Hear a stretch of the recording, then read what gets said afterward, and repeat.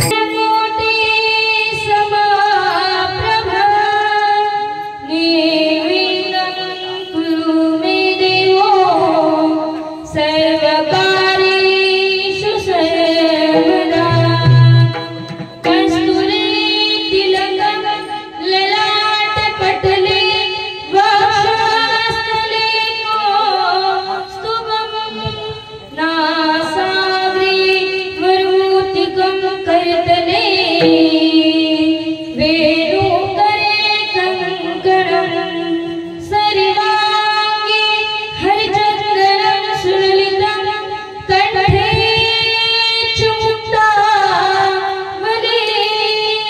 गोपस्त्री परिवेष्टितो विजयते गोपालचूडामणिः गुरुर्ब्रह्मा गुरुर्विष्णु गुरुर्देवो महेश्वरा गुरुर्साक्षात् परब्रह्मा तस्मै श्री गुरुवे नमः। समचरणं सरोजं साधुनीलाभं जगन्निहितपाणिं मन्मनं वन्दनानं तरुणपुरस्त्रीमाला कन्दलं काञ्चनेत्रं सदैधवलहासं विठ्ठलं चिन्तयामि।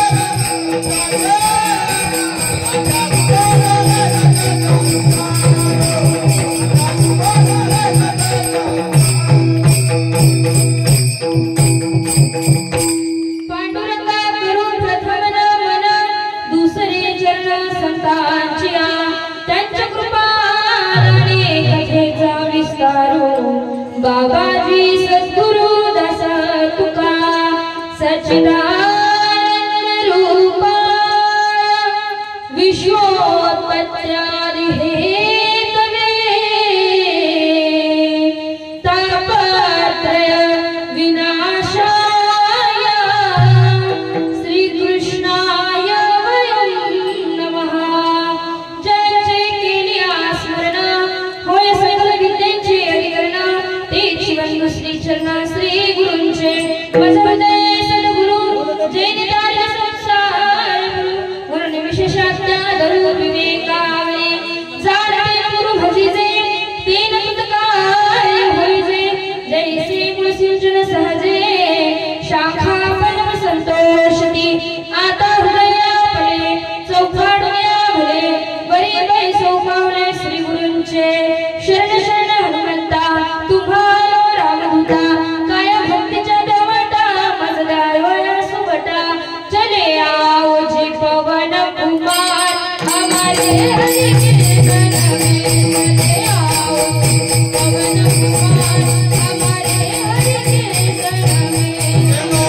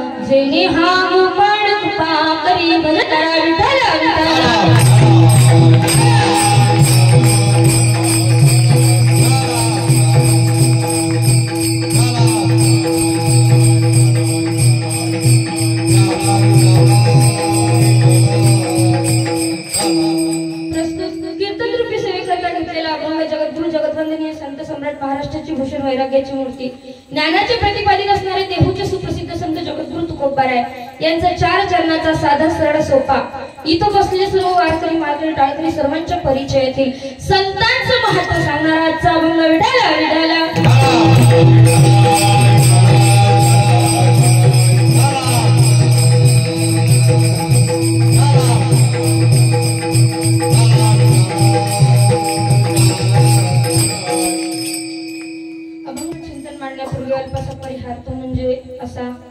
की आज आपल्या या कुरखेड गावामध्ये श्री हनुमान जयंती निमित्त श्रीमद भागवत कथा व तसंच नाम अखंड हरिनाम सप्ताह यामध्ये आजची 3ऱ्या दिवसाची सेवा माझ्यापर्यंत आली ज्यांच्या माध्यमातून ही सेवा सुपूर्त झाली असे हरिभक्त परायण विकास महाराज असतील त्याचबरोबर हरिभक्त परायण कैलास महाराज असतील या दोघांच्या माध्यमातून ही सेवा माझ्यापर्यंत आली सुपूर्त झाली तुमच्या सर्व मायबापांच्या हा दर्शनाचा योग त्याचबरोबर या ठिकाणी सर्व गुणीजन मंडळी त्यामध्ये समस्त टाळकरी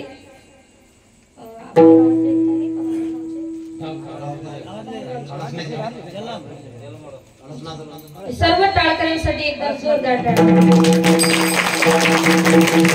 त्याचबरोबर या ठिकाणी ज्यांच्या अमृततुल्य वाणीतून तुम्ही कथा श्रवण करत आहात असे कथा प्रवक्ते हरिभक्त पारायण भागवत महाराज निमगावकर आणि त्याचबरोबर या ठिकाणी सर्व कीर्तन सात संगती करता लाभलेली गुणीजन मंडळी त्यामध्ये गायनाचार्य हरिभक्त पारायण महाराज आपलं नाव हरिभक्त पारायण गणेश महाराज असतील त्याचबरोबर हरिभक्त पारायण विकास महाराज असतील हरिभक्त पारायण कैलास महाराज असतील सर्वच हरिभक्त पारायण महाराज मंडळी यांच्यासाठी सुद्धा एकदम जोरदार टाळी त्याचबरोबर ज्यांचा सुंदर असा पकवाज मूर्ती लहान पण कीर्ती महान आपल्याच गावाचा एक सुंदर सरत्न हरिभक्त परायण महाराज आपलं नाव सुयोग महाराज यांच्यासाठी सुद्धा एकदम जोरदार टाळ्या त्याचबरोबर विनेकरी ताई असतील त्या सुद्धा आपल्याच गावाचे एक सुंदर रत्न म्हणून सात्विक कन्या पुढी कन्या पुत्र होती जे सात्विक तयाचा हरिक वाटे देवा मुलगाही सात्विक मुलगीही सात्विक कीर्तनकार आहे ताई फार सुंदर वाटलं ताई तुमच्या गावामध्ये येऊन आनंद वाटला जेवढं कीर्तनकाराला वातावरण अनुकूल हवं असतं ना त्याही पेक्षा सुंदर असं वातावरण या ठिकाणी तुम्ही समस्त आयोजक नियोजक गावकरी मंडळींनी निर्माण करून दिलेलं आहे आणि माझा आवाज तुमच्यापर्यंत पोहोचवणारे हरिभक्त पारायण या ठिकाणी दादा आपलं नाव हा वैभव दादा असतील ते त्यांचं सुद्धा या ठिकाणी सुंदरसं साऊंड आहे ऑपरेटिंग सुद्धा फार छान आहे म्हणून आता फक्त आवाज हा असाच सेवा होईपर्यंत कायम असू द्या दादांसाठी सुद्धा एकदा जोरदार व इथं उपस्थित सर्व महाराज मंडळी असतील कीर्तनकार असतील प्रवचनकार असतील कथाकार असतील तुम्ही म्हणाल तरी आम्ही काय केलं आमचंही नाव घ्यायला पाहिजे ना मग आता पदर घेतलेल्या डोक्यावर बिगर पदराच्या आता राहू द्या नसतील घेतले तर टेकून बसलेले झोपून बसलेले पाय लावून बसले तुम्हा सर्व मायबापांच्या चरणाशी या ठिकाणी नतमस्तकाने चिंतनाला सुरुवात विठाला विठाला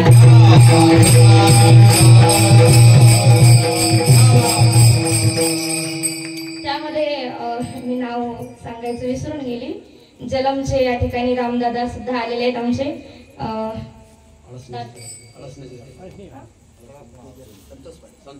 हा संतोष पाटील असतील बरीचशी मंडळी लांबून आलेली आहे आनंद वाटला आणि आज आपण ज्यांच्या अभंगातून चिंतन ऐकण्याचा प्रयत्न करूया ते जगद्गुरु तुकोबाराय अभंगाच्या माध्यमातून काय सांगतायत तर जगद्गुरु तुकोबाराय म्हणतात संतांची पायी हा माझा विश्वास सर्व भावी दास झालो त्यांचा आमचा विश्वास आहे कुणावरती तर संतांच्या चरणाशी संतांच्या पायी आमचा विश्वास आहे मग विश्वास होऊन चालत नाही विश्वास ठेवून चालत नाही तर सर्व भावानं त्यांचं काय झालं पाहिजे दास झालं पाहिजे म्हणून सर्व भावे दास झालो त्यांचा मग विश्वास ठेवला दास झालो फायदा काय तर तेच माझे हित करती सकळ जेणे हा गोपाळ कृपा करी तेच आपले हित करणारे तेच आपलं कल्याण करणारे आणि निश्चितच त्यांचे हित कल्याण करल्याने आपल्याला भगवंताची सुद्धा कृपा होणार आहे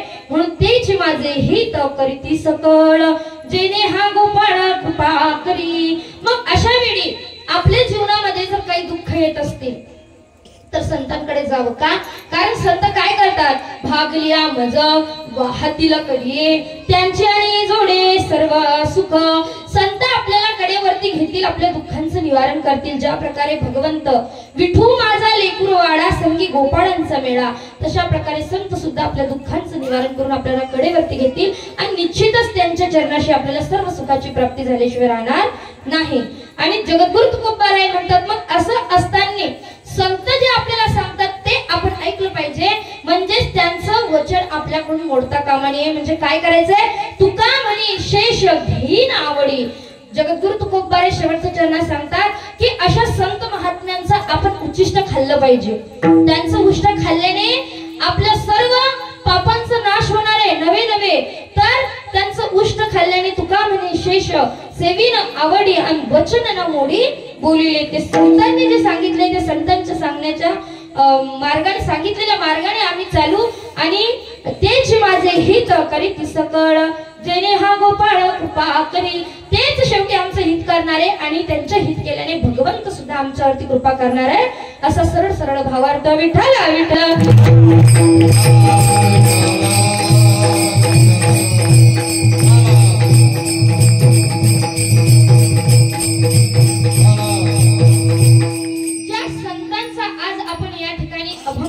अशा संतांचा जर विचार केला, जगद्गुरु तुकोबारायांचा विचार केला तर सामान्य अधिकार नव्हता. लक्षात घ्या, जगद्गुरु तुकोबारायांचा अधिकार बघितला तर एका कट्टर वैरीने वर्णन करावं. वर्णन करत असताना म्हणावं, म्हणे रामेश्वर भट्ट तुझ्या तुका विष्णू नाही तुझ्या. एका कट्टर वैरीने वर्णन करत असताना म्हणावं, महाराज कळावं की संत आणि भगवंत वेगळे नाहीये, देव आणि संत वेगळे नाहीये, कळावं. आणि शेवटी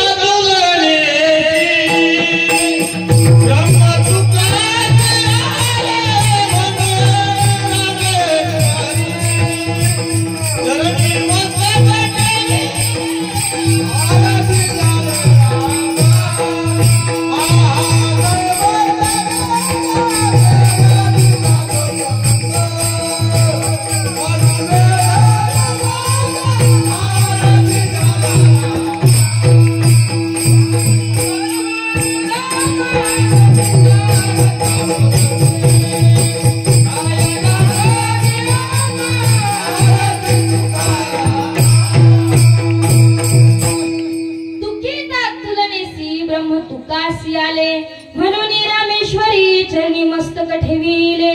कळावं कट्टर वैऱ्याला आणि त्याच वैऱ्याने वर्णन करावं, तुकिता तुलनेसी ब्रह्म तुकासी आले.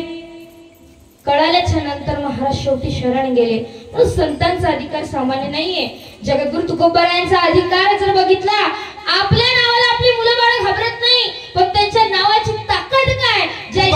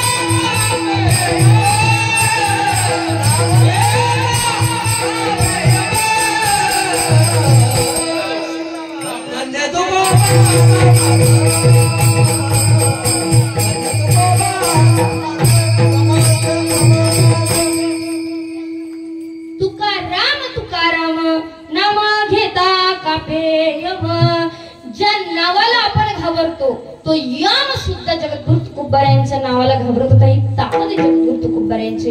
म्हणून जगद्गुरु तुकोबाराय म्हणतात की जीवन जगत असताना, या प्रपंचामध्ये असताना प्रत्येक जीवावरती विश्वास ठेवणं चुकीचं आहे.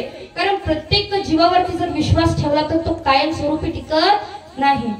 म्हणून विश्वास ठेवत असताना कुणावरती विश्वास ठेवावा आणि का ठेवावा, तर जगद्गुरु तुकोबाराय म्हणतात विश्वास असावा पण कुणावरती, संतांवरती. का ठेवावा, कारण संतच या जगामध्ये असे आहेत की जे आपल्या हिताचं, आपल्या कल्याणाचा विचार करत असतात. करतात. म्हणून जीवन जगत असताना कुणावरती विश्वास करावा आणि कुणावरती करू नये हे माणसाला कळावं.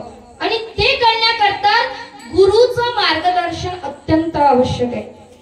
म्हणून जीवनामध्ये गुरु सद्गुरु असलेच पाहिजे महाराज. का गुरु असावा, का गुरु करावेत? कारण भटकलेला मार्ग, चुकीच्या मार्गाने जाणारा त्याला सुद्धा योग्य त्या मार्गाला नेणारे हे गुरु असतात. आपण नेहमीच म्हणत असतो ना की गुरु विना कोण बतावे, गुरु विना कोण बतावे.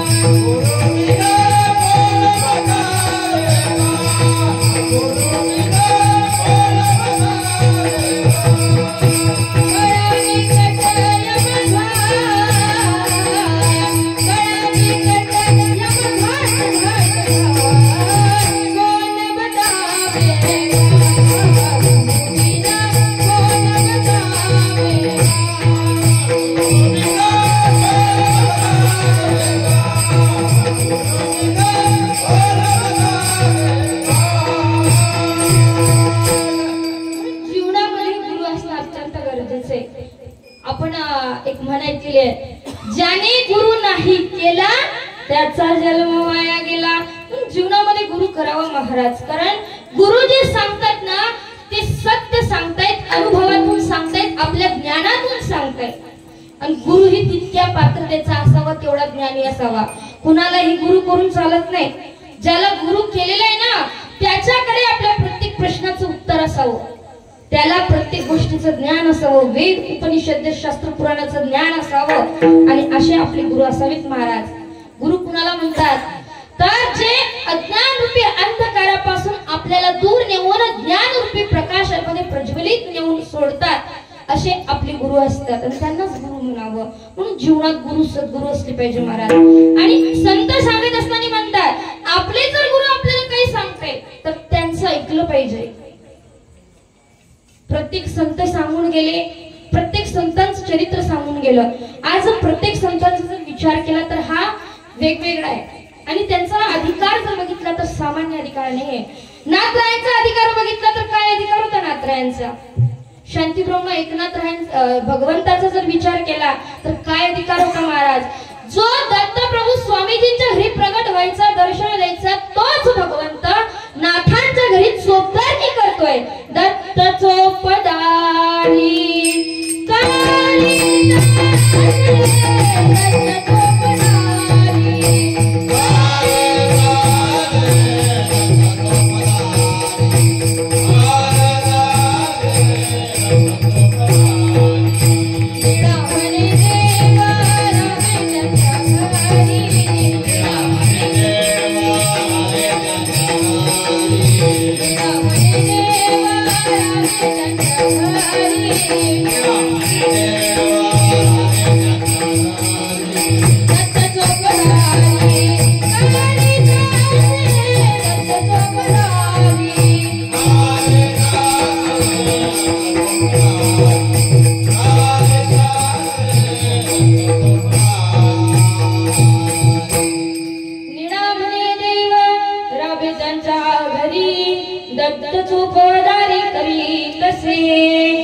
दत्तात्रय भगवंताने नाथरायांच्या घरी चोपदारकी करावी हा अधिकार आहे नाथरायांचा. नवे नवे तर द्वारकेचा तो भगवंत द्वारकाधीश नाथरायांच्या घरी यावे आणि 1 वर्ष नाही तर 36 वर्ष कावडीने पाणी पिळावं.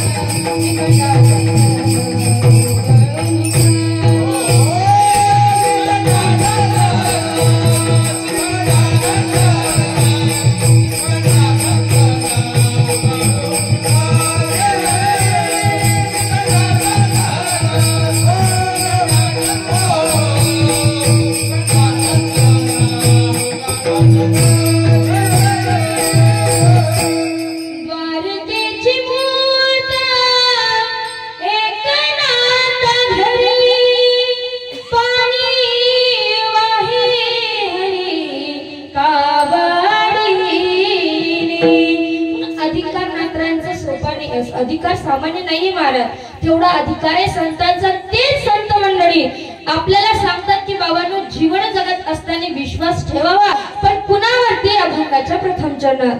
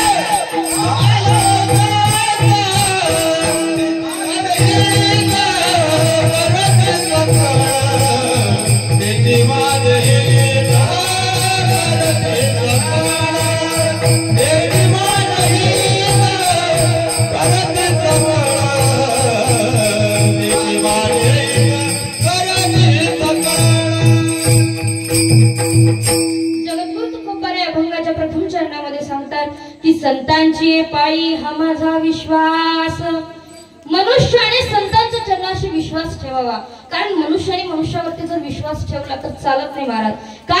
कारण कलियुगामध्ये आपण जर एखाद्या व्यक्तीवरती विश्वास ठेवला तर तो विश्वास कायम स्वरूपी टिकून राहत नाही. आपल्या विश्वासाला केव्हा तडा जाईल सांगता येत नाही. एक तुमच्या या प्रपंचातील संसारातील उदाहरण सांगेल. मला फारसा अनुभव नाहीये, पण आता कुणाचं ऐकलं की माहिती होतं. संसारातीलच एक उदाहरण सांगेल की विश्वास आपला आपण कुणावरती ठेवावा, कुणावरती ठेवू नये, किंवा आपला विश्वास कुणावरती नाहीये. मला सांगायचं बसलेले आपल्यापैकी असं कोण आहे का की ज्याचा 100% आपल्या नवऱ्यावरती विश्वास आहे, किंवा एखादा पुरुष की 100% आमच्या पत्नीवरती आमचा विश्वास आहे.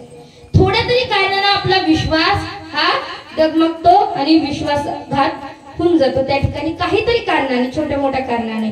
पण लक्षात घ्या, संसारातील जर विचार केला तर विश्वास हा आपल्यावरती नाहीये. एक उदाहरण सांगेल का, नवीनच लग्न झालं आणि नवीन लग्न झाल्याच्या नंतर अँड्रॉइड मोबाईल होता. त्या ठिकाणी रात्रीचे 12 वाजले. रात्रीचे 12 वाजल्याच्या नंतर त्या मोबाईल वरती मेसेज आला आणि तो मेसेज होता ब्युटिफुल. आता एवढ्या रात्रीला, रात्रीच्या 12 वाजेला एखाद्या पुरुषाच्या मोबाईल वरती असा मेसेज यावा आणि त्याच्या पत्नीने बघावं तर तिला काय वाटेल? त्या बाईला वाटलं एवढ्या रात्रीला माझ्या नवऱ्याच्या मोबाईल वरती मेसेज आला आणि तो मेसेज आहे ब्युटिफुल. तिला रागच आला महाराज. तिला लक्षात घ्या, तिला काही एवढं इंग्लिश जमत नव्हतं. ती कोरोनाची 12वी पास होती आणि तिचा नवरा, त्याला थोडंफार इंग्लिश जमत होतं, तो कोरोनाच्या आधीचा 10वी पास होता. हिला काही इतकं परफेक्ट इंग्लिश जमत नव्हतं.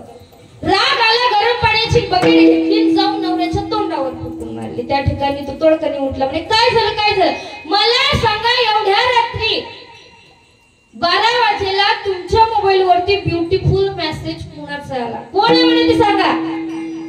हा आपला मोबाईल जवळ गेला, याला वाटलं मला मेसेज, यांनी बघितला तर तो मेसेज होता बॅटरी फुल. रात्रीपासून चार्जिंगला लावला होता महाराज. विश्वास जरी 3.5 अक्षराचा शब्द आहे, पण ठेवणं फार कठीण आणि टिकवणं त्यापेक्षाही कठीण. विठाला विठाला.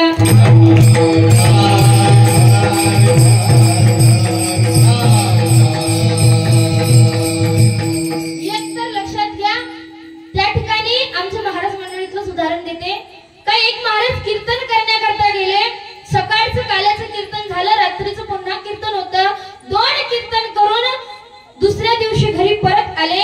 आता घरी आल्याच्या नंतर आपल्या बायकोने बॅग घेतली, कपडे धुवायला टाकायचे, नंतरच्या कीर्तनाला जायचं म्हणून. आणि त्यामध्ये बॅग उघडल्याच्या नंतर त्यामध्ये एक नारळ आणि 2 शॉल होत्या. आता 2 कीर्तन केल्याच्या नंतर 2 नारळ आणि 2 शॉल पाहिजेत ना. त्या ठिकाणी तिला रागच आला. तिने काही विचार न करता किचन मध्ये गेली, जसं बेल न घेतलं तसं फेकून मारलं महाराजच्या डोक्यात. मला सांगा म्हणे, दुसरा नारळ गेला कुठे? कळलं त्यालाच कळलं. इथं कळण्याकरता 5G ची रेंज लागते. म्हणून विश्वास हा कुणाचा कुणावरती राहिलेला नाही. अजूनही एक उदाहरण आहे, सांगेल का, एक बाई होती, तिला माहेरी जायचं होतं आणि माहेरी जात असताना तिला माहिती होतं की आपला नवरा काही खरा नाही. हा 10 घरचा चहा पिल्याशिवाय याला काही आरामात झोप लागत नाही. म्हणून जात असताना तिने आपल्या मुलाला सांगितलं, म्हणे पिंट्या, मला थोडं माहेरी जायचंय, मामाकडे जायचंय, मी जाऊन येते, पण मी वापस येईपर्यंत तुझ्या बाबाकडे लक्ष दे. तर म्हटलं, गाई मी तर लक्ष ठेवतो, पण जरी झालं तरी ते माझे कोणी बाबा आहेत, त्यांना सांभाळणं एवढं सोपं नाहीये. आणि ती माहेरी गेली. माहेरी गेल्याच्या नंतर तिला माहिती होतं की हे काही बाहेर गेल्याशिवाय यांना काही जमत नाही, 10 घर फिरल्याशिवाय यांना जमत नाही. हिने पहिला कॉल केला आणि पहिला कॉल करता बरोबर जसा कॉल लावला त्याला सांगितलं, म्हणे हॅलो. त्यांनी म्हटलं बोला. म्हणे कुठे आहे? तो म्हणे आपलं घरीच आहे. मग घरी आहे ना, मग मला मिक्सर चालू करून दाखवा म्हणे. हा म्हटलं ठीक आहे. लावलं बटन, दाबलं बटन आणि बटन दाबल्याबरोबर आवाज आला, घुर आवाज आला. हिने ऐकलं, मनाला तसल्ली वाटली का आपला नवरा घरीच आहे. म्हणे ठेवा फोन. ठेवला फोन. परत दुसरा दिवस उजेडला. दुसऱ्या दिवशी सुद्धा कॉल केला, हॅलो. म्हणे बोलो. कुठे आहे? घरीच. काय करताय? म्हणे काही नाही, आपला आरामात बसून आहे म्हणे. मग म्हणे लावा मिक्सर, दाबा बटन. दाबलं बटन, केलं चालू, भुर्र आवाज आला. ठेवा फोन. तिसऱ्या दिवशी सुद्धा तसंच. चौथ्या दिवशी घरी आली महाराज आणि घरी आल्याच्या नंतर घरात जाऊन बघते तर फक्त पिंट्याचा बाप घरात नव्हता. तिने विचारलं, म्हणे काय रे पिंट्या, पप्पा कुठे गेले? हा म्हणे मम्मी तू गेली तेव्हापासून पप्पा आणि पप्पा सोबत मिक्सर आतापर्यंत आला नाही म्हणे. कळलं त्यालाच कळलं. विश्वास फार महत्वाचा आहे महाराज. म्हणून हा विश्वास सामान्य जीवावरती नाहीये. आणि तो विश्वास जर कुणावरती ठेवायचा तर संत मंडळी सांगतात की संतांची पायी हा माझा विश्वास, सर्व भावे दास झालो त्यांचा. मग विश्वास ठेवल्याच्या नंतर आपण संतांचं दास झालं पाहिजे. का दास व्हावं?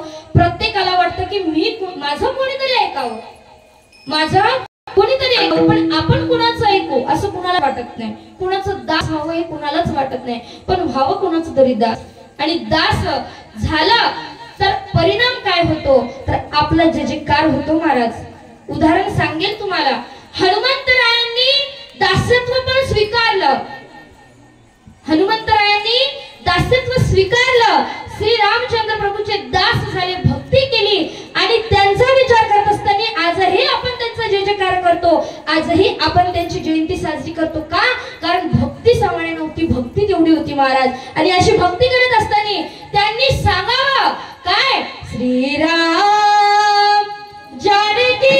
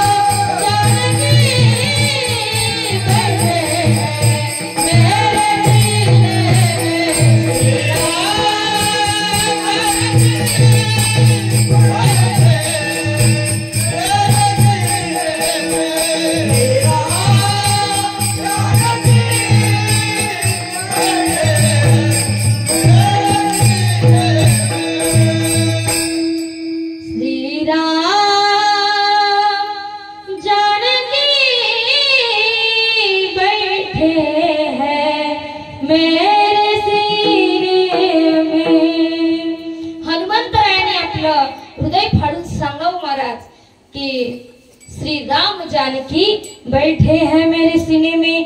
अशी भक्ती त्यांनी केली जीवनामध्ये. दासत्व पण स्वीकारलं, दास झाले.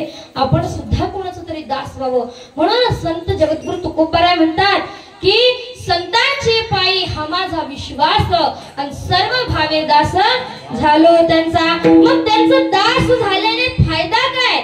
अभंगाच्या दुसरे चरण.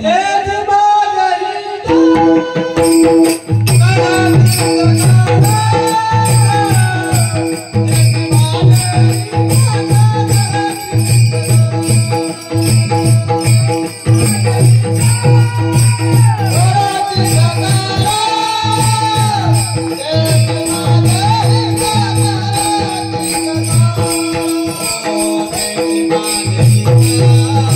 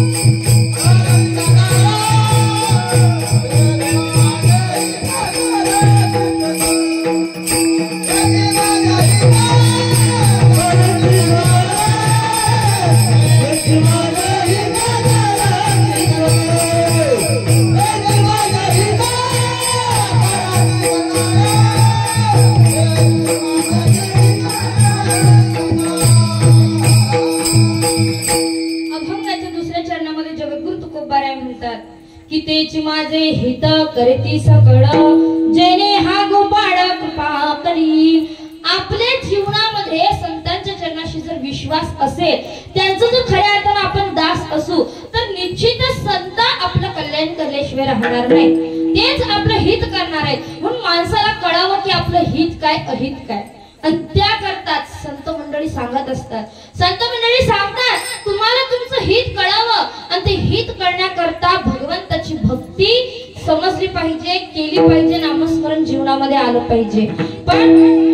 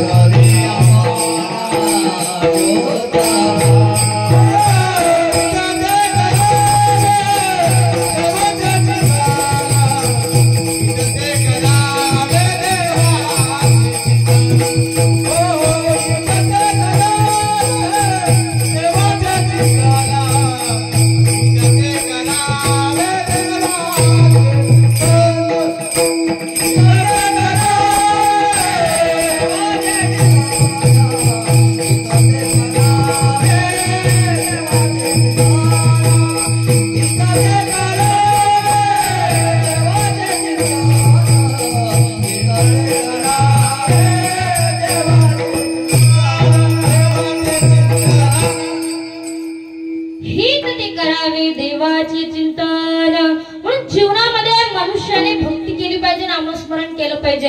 खऱ्या अर्थानं आपलं हित त्याच्यामध्येच आहे महाराज. म्हणून संत मंडळी सांगतात की मनुष्यदेह वारंवार मिळत नाही, मिळाल्याच्या नंतर तो कळावा. आणि तो जर कळत नसेल आणि या मनुष्य देहामध्ये आल्याच्या नंतर जर भगवंताची भक्ती आपल्याकडून होत नसेल, नामस्मरण होत नसेल, तर मग एक दिवस सगळ्यांना जावं लागणार आहे, यमाचा पुकारा होणार आहे. आएगा जब रे बुलावा हरि का छोड़ के सब कुछ जाना पड़ेगा. आएगा जब रे बुलावा हरि का छोड़ के सब कुछ जाना पड़ेगा.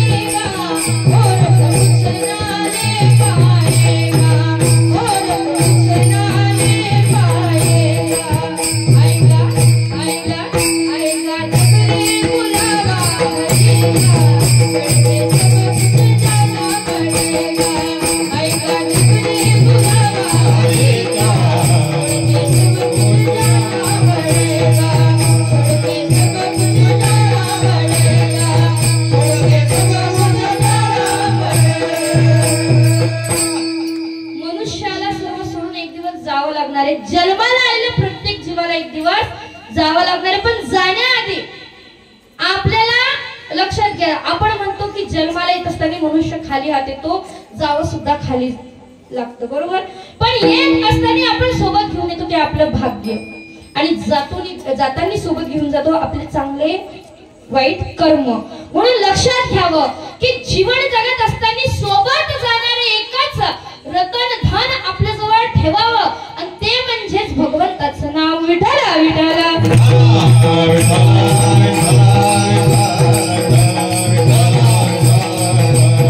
तेच जर नामचिंतन भजन भक्ती जर आपल्याकडून आता होत नसेल, आपल्याला जर कळत नसेल, तर नाथ महाराज याही पुढे जाऊन सांगतात, हे जरी नाही कळालं तरी दुसऱ्याला येईल, हे जरी नाही कळालं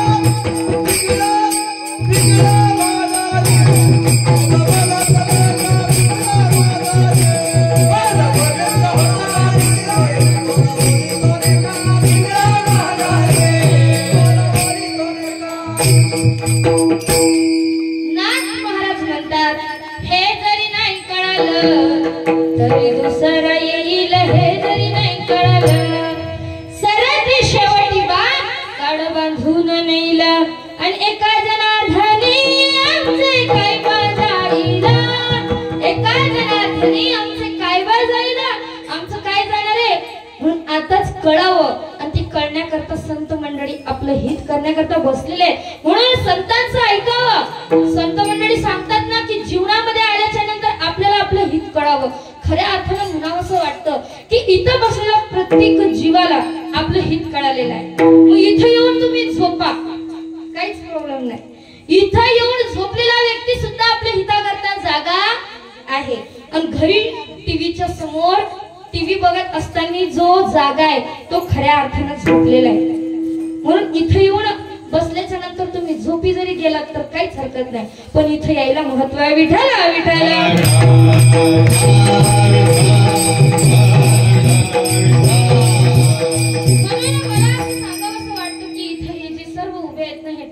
सुंदर सुंदर छोट्या छोट्या मुली, सुंदर असे टाळकरी छोटे छोटे मुलं, यांना खऱ्या अर्थानं आपलं हित कळालेलं आहे म्हणावं असं वाटतं. का?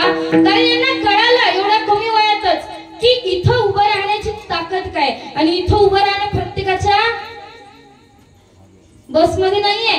इथं उभं राहणं त्याला सुद्धा पुण्य लागतं, त्याला सुद्धा हिंमत लागते, आणि त्याला सुद्धा भगवंताची कृपा लागते. म्हणून खरंच म्हणावं असं वाटतं की कुडी कन्या पुत्र होते जे सात्विक, दयाचा हरिक वाटे देवा, किंवा आपुली अहिता असे जो जगता.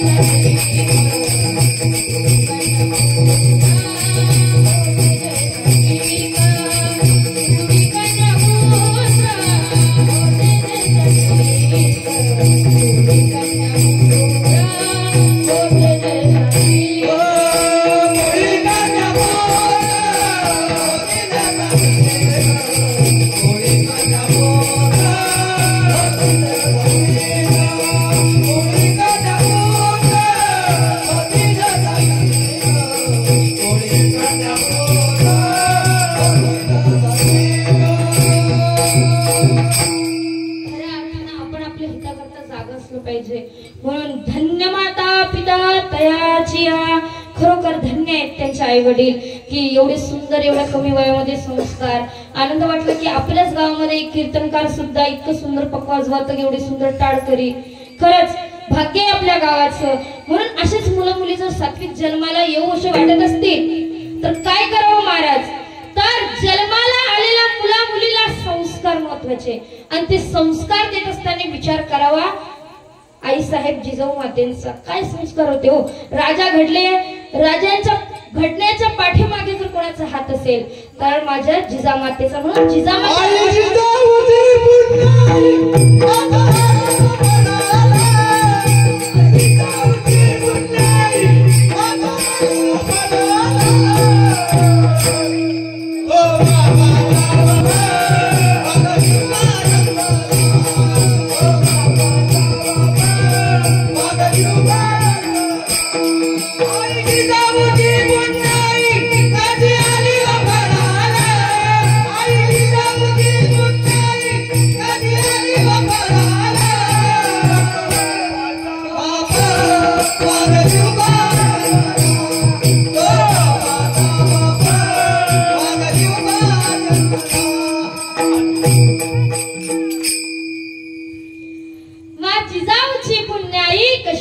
हो फळाला तो बापाचा बाप वाघ शिवबा जन्माला. म्हणून धन्य आई साहेब. काय जिजामाता अगदी 3-4 ओळीमध्ये सांगून जाईल की जन्म दिला जिने धन्य होती ती माऊली, जन्म दिला जिने धन्य होती ती माऊली.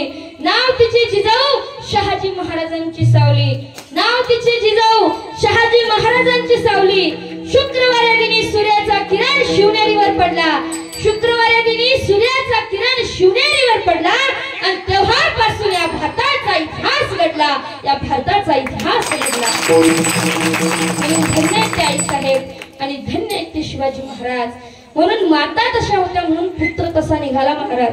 आणि अशी मुलं मुली सात्विक जन्माला येण्याकरता आपले संस्कार तितके असावे लागतात महाराज. तेवढे संस्कार हे गर्भपणातच पाहिजेत. कयाधू मातेच्या गर्भामध्ये असताना पुत्र गर्भामध्ये असतानाच त्या ठिकाणी नारायण नामाचा उच्चारण झाला आणि भक्त प्रल्हादासारखे पुत्र त्या ठिकाणी जन्माला आले. म्हणून नामात ताकद आहे, संस्कारात ताकद आहे. ती संस्कार गर्भपणामध्येच असली पाहिजे. विठ्ठल विठ्ठल.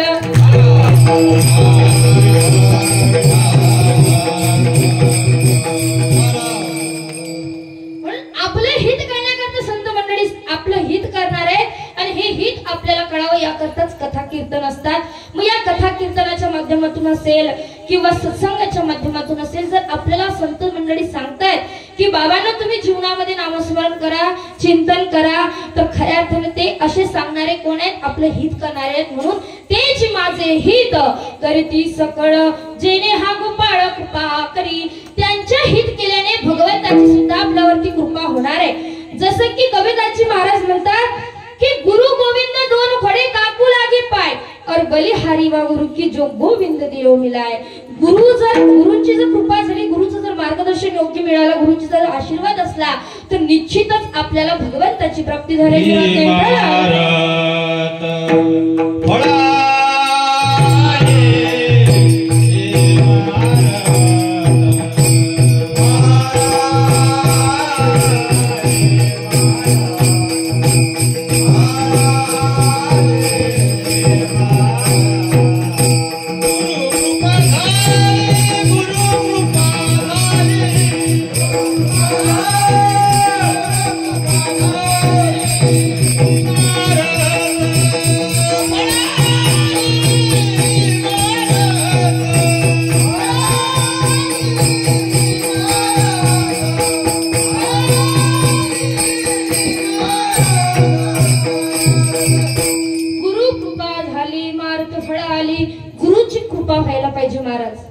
म्हणून आपण संतांच्या संगतीत राहावं, संतांचं आपल्यावरती कृपा असावी.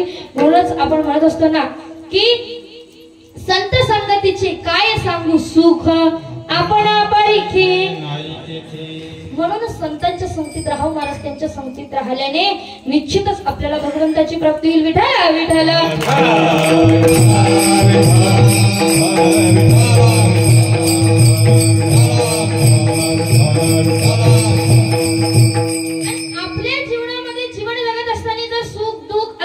काही चिंता असेल तर मला असं वाटते चिंता करण्याऐवजी चिंतन करावं. अशा वेळी संतांकडे जात असताना हाच विचार करावा की संतांकडे गेल्यावर आपल्याला सर्व सुखाची प्राप्ती होणार आहे. तेच अभंगाच्या तिसऱ्या चरणात.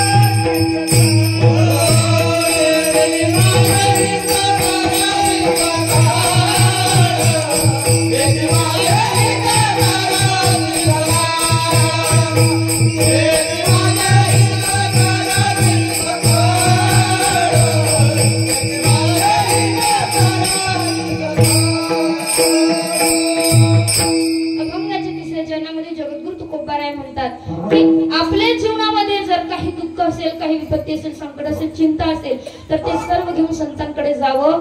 आणि असं गेले आपण असं घेऊन गेल्याच्या नंतर त्या ठिकाणी संत आपल्या दुःखाचं निवारण करतील. निश्चितच आपल्याला ते कडेवरती सुद्धा घेतील आणि त्याच प्रकारे त्यांच्या चरणाशी आपल्याला सर्व सुखाची प्राप्ती आहे की भागली अमजवा हातीला कडी त्यांच्या आणि जोडे सर्व सुख ज्या प्रकारे भगवंत विठू माझा लेकुरवाडा संगी गोपाळांचा मेळा तशाच प्रकारे संत सुद्धा आपल्याला कडेवरती घेतील आणि त्यांच्या जवळ गेल्याच्या नंतर त्यांच्या चरणाशी आपल्याला सर्व सुखाची प्राप्ती होईल। एकदा ज्या संतांचं ज्या भगवंताचं आपण गोड असं चिंतन केलं त्या भगवंताचं एकदा हाताने टाळी मुखाने भजन विठोबा रखुमाई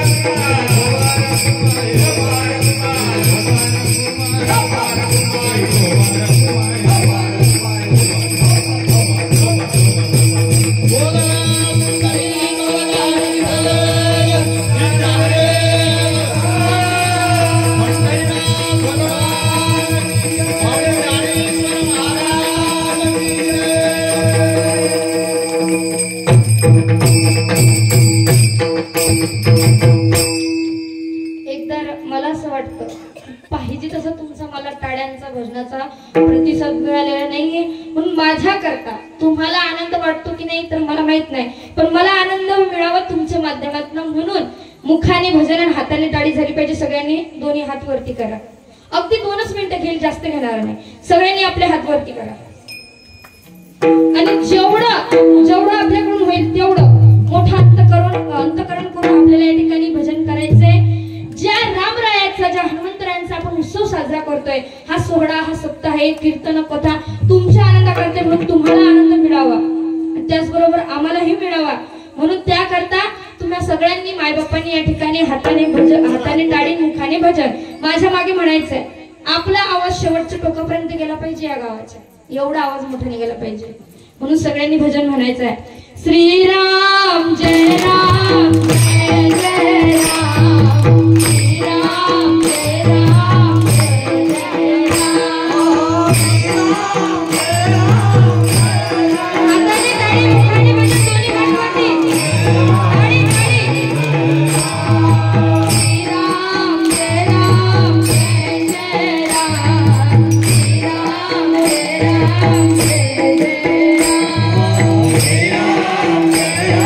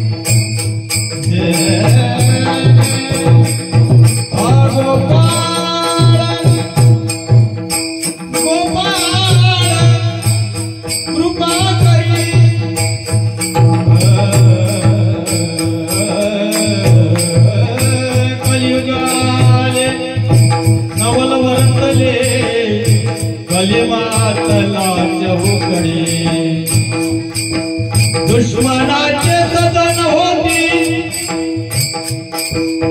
भावंतीमध्ये वैर पळे धर्तरीने पीक टाकले पाणी येते भलत्या वेळे पापाचरण फार झाले पुण्य राहिले बहु थोडे मोती पुराण ऐकला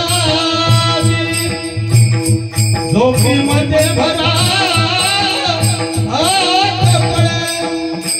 लवणे भडवे लवणे भडवे याचा तमाशा पाहुणे झाले मेरे गोपाळ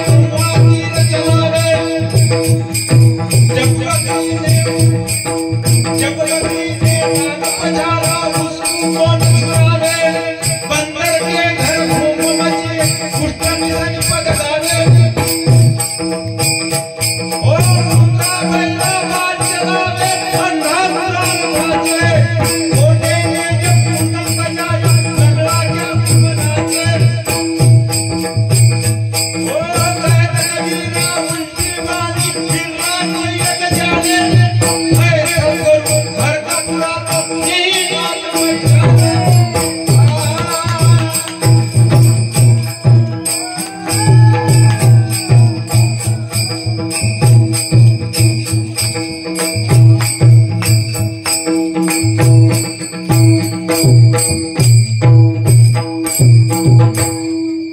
चरणामध्ये जगद्गुरु तुकोबाराय म्हणतात की तुका म्हणे शेष सेवी ना आवडी किंवा तुका म्हणे शेष घेई ना आवडीन वचन न मोडी बोलिले ते अशा संतांचं आम्ही उच्चिष्ट खाऊ आणि त्यांच्या सांगितलेल्या मार्गाने आम्ही चालू, त्यांचं वचन आमच्याकडून भंग होणार नाही, तुटणार नाही असा आम्ही प्रयत्न करू का, कारण तेच माझे हित करीती सकळ अंजनी हा गोपाळ कृपा करी। या ठिकाणी आपली सेवेची वेळ संपलेली आहे। जाता जाता तुम्हा सर्व मायबापाने एक दोन गोष्टी सांगून जाईल का जीवन जगत असताना मनुष्याने इतकं सुंदर इतकं पवित्र जीवन जगावं, इतकं शुद्ध आपलं आचरण असावं आणि त्याचबरोबर त्याकरता संस्कार महत्वाचे। संस्काराबरोबर एक गोष्ट अजून का जीवन जगत असताना आपल्याकडे जे आहे त्याच्यामध्ये माणसाने समाधान राहायला शिकावं, कुठल्याच गोष्टीचा व्यर्थ अहंकार करायचा नाही, गर्व करायचा नाही, कारण जे आपलं नाहीच आहे त्याचा अहंकार तरी कशाला करायचा। नाशिवंत देह जाणार सकळून आयुष्य खातं काढू सावधान, म्हणजे आपलं नाहीच आहे त्याचा अहंकार करायचा नाहीये। आणि 2 दिवसाची जिंदगी आहे, कधी जाईल सांगता येत नाहीये, म्हणून माणसाने प्रत्येकाबरोबर बोलत असताना मधुर बोलावं, गोड बोलावं, चांगलं बोलावं, की आपण गेल्याच्या नंतर लोकांनी आपल्याला चांगलं म्हटलं पाहिजे, आपल्याकरता 2 अश्रू तरी कोणी गायले पाहिजे। महाराज कबीरदासजी महाराज म्हणतात ना की जब हम पैदा हुए जग हसे हम रोवे, ऐसी करनी कर चल की जग रोवे और हम हसे। असं जीवन माणसाने जगावं, थोडं जगावं पण चांगलं जगावं। आणि तिसरी गोष्ट अशी का आपल्या आईवडिलांची सेवा महत्वाची आहे, आईवडिलांची सेवा करा। तुम्ही किती देवधर्म करता, तुम्ही किती दान धर्म करता, याच्यापेक्षा तुम्ही तुमच्या घरात आईवडिलांना कसं ठेवता हे महत्वाचं आहे। म्हणून आईवडिलांना जपा, आईवडिलांना सांभाळा, त्यांची सेवा करा। लक्षात घ्या आपल्या या भारत देशामध्ये गोमातेची सेवा, भारत मातेची सेवा आणि निश्चितच आपल्या आईवडिलांची सेवा, संत मायबापांची सेवा आपल्याकडून घडली पाहिजे आणि त्याकरता तितके संस्कार असले पाहिजे। म्हणून मायबापांना लक्षात घ्या, आपल्याकडे सुद्धा काहीतरी बँक बॅलन्स ठेवा, नामाचंही बँक बॅलन्स ठेवा, जे नंतर ना कामा येईल। आणि आताच्या कामाकरता तुमच्याकडे पैसा ठेवा, कारण आजकाल पैशाशिवाय काहीच गोष्टी नाहीये। महाराज आपलेच आपल्याला ओळखतात कशाने? पैशाने। कबीरदासजी महाराज म्हणतात एका दोह्यात कि जब तक अपने पल्ले में पैसा तब तक लोग सलाम करे, एक दिन खाना नहीं मिला तो कोई नहीं मीठा बोले। पैसा आहे, संपत्ती आहे तोपर्यंतच मान सन्मान रामनाम शमशम घालणारे लोक दिसतील। गरीब येऊ द्या, दरिद्र येऊ द्या, कोणी उपाशिका जेवलेत का मेलेत कोणी विचारणार नाही। म्हणून लक्षात घ्या, पैसा असू द्या, पैसा असेल तरच मुलं बाळ तुमचा सांभाळ करतील। सगळंच त्यांच्या नावावर करू नका, काहीतरी आपल्या जवळ शिल्लक असू द्या, जेणेकरून वृद्धाश्रमात जाण्याची वेळ तुमच्यावर येणार नाही आणि ते तुमच्याकडे काहीतरी आहे म्हणून तुमचा सांभाळ करते। तुम्ही जन्म दिलाय, तुम्ही लहानाचं मोठं केलंय, हे सगळे उपकार विसरणारे मुलं मुली आहेत, पण कुठंतरी त्यांनी हे उपकार लक्षात ठेवावे, आईवडिलांची सेवा करावी आणि अशा आईवडिलांना, आपल्या आईवडिलांना त्यांच्या कष्टांना लक्षात घेऊन त्यांना घरामध्ये सांभाळावं सुखाने। असं काही नाही पैसा सगळं काही आहे, पैसाच मिळाला पाहिजे हे नाही महाराज। गरीब असलं चालते, पण त्या गरीब घरामध्ये 2 वेळचं सुखाने पोटभर अन्न तरी मिळायला पाहिजे आणि ते अन्न शांततेत समाधानाने गेलं पाहिजे। नाहीतर जेवताना कटकट, उठताना कटकट, झोपताना कटकट, काही फायदा नाही। समाधान येण्याकरता तेवढे संस्कार असावे लागतात, तेवढे मुलं बाळही चांगले असावे लागतात। म्हणून आई वडिलांना सांगेल का आपण हे आपल्या मुलां बाळांना संस्कार द्या आणि मुलांना सुद्धा सांगेल की असं कधीच वागू नका की त्या जन्म दिलेल्या आई वडिलांना एक दिवस म्हणावं लागेल मी तुझ्यासाठी जीवन जाडिले रे बाळा, तुझे नाही पाणी पाजले, मी तुझ्यासाठी जीवन जाडिले, तुझे नाही पाणी पाजले, मेल्यावरती रडतो कशाला, उगीच ताण नको देऊ घशाला, उगीच नाही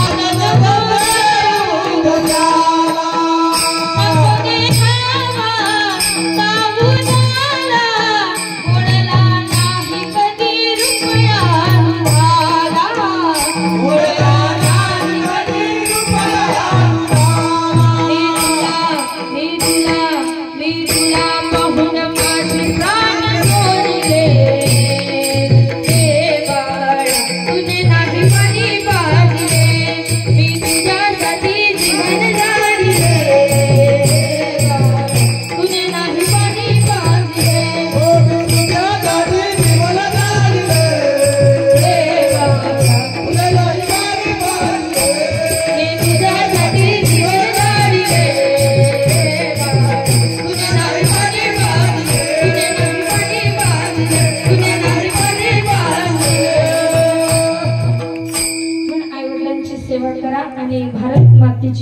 सेवा करणारा तो वीर जवान आहे, त्याची आपल्यावरती उपकार आहेत, त्यांना सुद्धा विसरता कामा नये. आणि ज्या शेतकऱ्यामुळे जो रात्रंदिवस राबराब राबतोय, ज्याच्यामुळे आपल्या घरामध्ये अन्न पिकतंय, अन्न धान्य येतंय, आणि ज्या जवानामुळे ते आपल्याला सुखानं खायला मिळते, अशा या शेतकऱ्याला आणि त्या सैनिकाला कधीच विसरू नका, त्यांचे उपकार विसरू नका. एवढं सांगेल आणि माझ्या या ठिकाणी सेवेला पूर्णविराम देईल. तुका म्हणे सेवा समोर कुणी पायी झालो उत्तराई ठावी असो. तुम्हा सर्व मायबापांच्या चरणास ही सेवा समर्पित करून, आई वडिलांच्या चरणास ही सेवा समर्पित करून, समर्थ सद्गुरू गजानन महाराजांच्या चरणास ही सेवा समर्पित करून, हनुमंतरायांच्या चरणास ही सेवा समर्पित करून या ठिकाणी वाणीला पूर्णविराम देते. ज्ञानेश्वर माऊली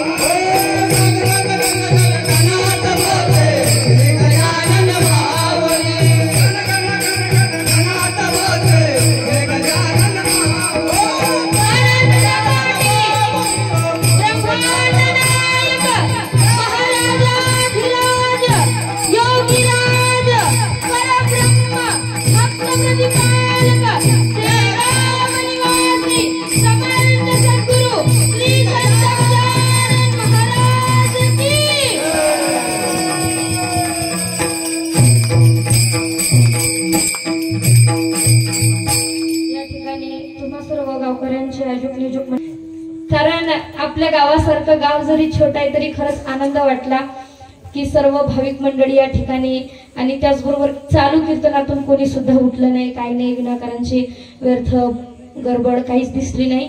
अतिशय आनंद वाटला. अशी सेवा आपल्या सर्व मायबापांकडून घडत राहू अशी पांडुरंगाचरणी प्रार्थना करते. आणि या ठिकाणी थांबते. विठ्ठल जय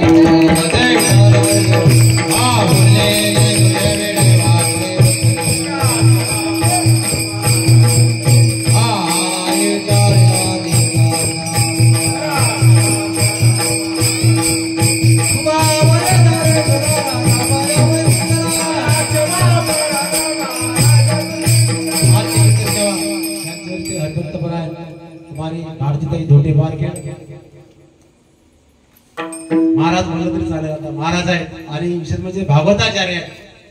कुमारिका असून सुद्धा त्यांनी या वयात जी तयारी केली ती प्रत्येक ज्या मुली असतील त्यांच्यासाठी एक प्रेरणा आहे, जे भविष्यात कीर्तनकार होऊ शकतात.